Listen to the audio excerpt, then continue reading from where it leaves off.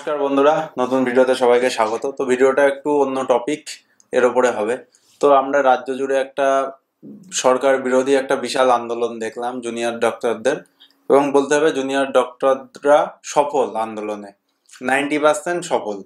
এবং সেই জুনিয়র ডাক্তারদের আন্দোলনকে সফল করার পেছনে সিনিয়র ডাক্তারদের একটা হাত আছে। এবং আমরা সেখানে দেখলাম মানববন্ধন দেখলাম বাইপাস থেকে সল্টলেক, একটা বিস্তীর্ণ এরিয়া পাটুলি থেকে 15 কিলোমিটার রাস্তা প্রায় মানববন্ধন দেখলাম। এটা তো ডাক্তারদের পক্ষে সম্ভব ছিল না, এটা সাধারণ মানুষরা সম্ভব করেছে।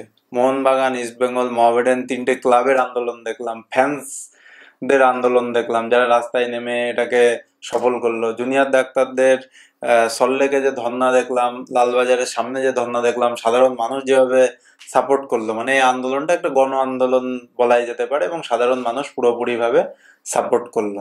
5টা দাবি, সেই দাবিটা যেন সাধারণ মানুষেরই দাবি ছিল। We want justice. এই জাস্টিসের জন্য এখনো সমানভাবে সবার দাবি আছে এবং সেটা থাকবে। এবং সিবিআই কেসটাকে অনেক দূর নিয়ে গেছে, তাড়াতাড়ি হয়তো পুজোর আগেই চার্জশিট পেশ করবে। আসল কি কি ঘটনা, কে কে আরো ধরা পড়বে, সেগুলো সবই দেখা যাবে। তো সেটা অবশ্যই মানে ন্যায্য দাবি এবং সেটা হওয়া উচিত। গেল, এটা একটা পয়েন্ট, এটাকে আমি সাইডে রাখলাম। এবার আমি নেক্সট পয়েন্ট যেটা ভিডিওতে আলোচনা করব, এই ভিডিওতে যে সিনিয়র ডক্টর বাবুরা যারা এই আন্দোলন সর্বসমক্ষে স্বীকার করছেন বিভিন্ন নিউজ চ্যানেলে যে সাধারণ মানুষের আন্দোলন, তাদের উদ্দেশ্যে, হ্যাঁ স্যার, এই আন্দোলনটা সাধারণ মানুষেরই আন্দোলন, কিন্তু আন্দোলন তো হয়ে গেল। এই সিনিয়র ডক্টর বাবুদের উদ্দেশ্যে আমার যে কথা, সাধারণ মানুষ এইভাবে আপনাদের সাপোর্ট করলো, এই আন্দোলনকে নিজেদের আন্দোলন ভাবলো। এই ডাক্তার বাবুরা যখন বেসরকারি হসপিটালে বসে, বিভিন্ন ফার্মেসিতে বসে, ফিস কত?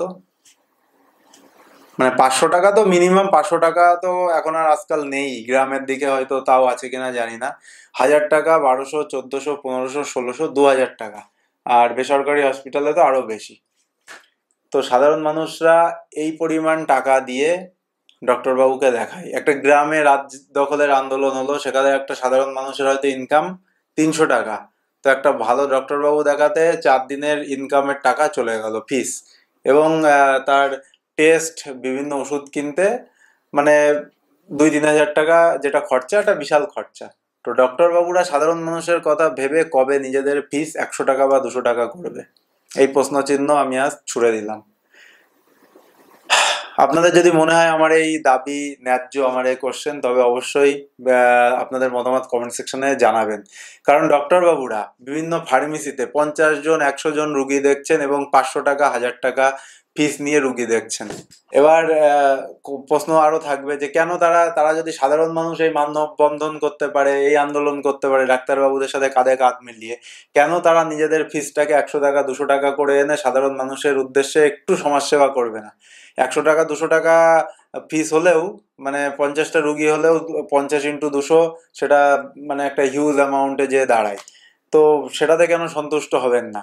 সাধারণ মানুষরা যদি এই লেভেলে আসতে পারে, তারা কেন একটু মানে নিজেদের ফিসটা একটু কমাতে পারবেন না?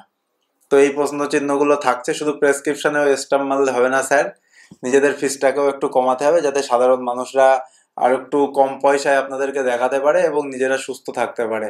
মানুষ তো বিপদে পড়েই ডাক্তারের কাছে যায়, ডাক্তারবাবুরা ভগবানের সেকেন্ড রূপ অবশ্যই বলা যায়। যখন জয়েন্ট এন্ট্রান্স বা অন্যান্য পরীক্ষা দিয়ে, নিট হেনা পরীক্ষা দিয়ে সবাই যায়, সবার একই উদ্দেশ্য থাকে, গ্রামের ছেলেপেলেরা জানবে যে আমরা সমাজ সেবা করবো। যাই হোক, 2, 4, 5, 10 বছর বাদে সমাজসেবার সেবাটাই থাকে, সমাজ আর থাকে না, সেবাটা অন্যভাবে রান করে তখন। তো আমার এই কোথাও না কোথাও এইসব দেখে আমার এই প্রশ্ন চিহ্নটা আগেও মনে হয়েছে, আজ তো আমি ভিডিও বানিয়েই ফেললাম। তো স্যার, আপনাদের কাছে রিকোয়েস্ট থাকছে, ডক্টর বাবুরা নিজেদের ফিসটা একটু কমান। আর অনেক বড় বড় ডক্টর বাবুদের অনেক লেকচার, অনেক কিছু দেখছি নিউজ চ্যানেলে বলছেন, তো ওনারা যে হসপিটালে বসেন, যেখানে বসেন, আমি তাদের বিপক্ষে একদমই কথা বলছি না, কিন্তু সেখানে দেখাতে হলে 1500 টাকা থেকে 2000 টাকা ফিস আছে ওনাদের। আমি কোনো ডক্টর বাবুর নাম নিচ্ছি না, কোনো হসপিটালেরও নাম নিচ্ছি না। সো আপনারা যারা কলকাতায় এইসব হসপিটালে দেখিয়েছেন, তারা অবশ্যই জানেন যে কত টাকা ফিস এবং কেমন ভাবে এগুলো রান হয়, দেখাতে কত খরচা, ওষুধের কত খরচা, টেস্টের কত খরচা। সো আমার এই ভিডিওটা যদি যুক্ত হয় অবশ্যই শেয়ার করবেন। আবার আপনাদের কি মতামত কমেন্ট সেকশনে অবশ্যই কমেন্ট করবেন যে ফিসের দাম কমানো উচিত না উচিত না। নমস্কার।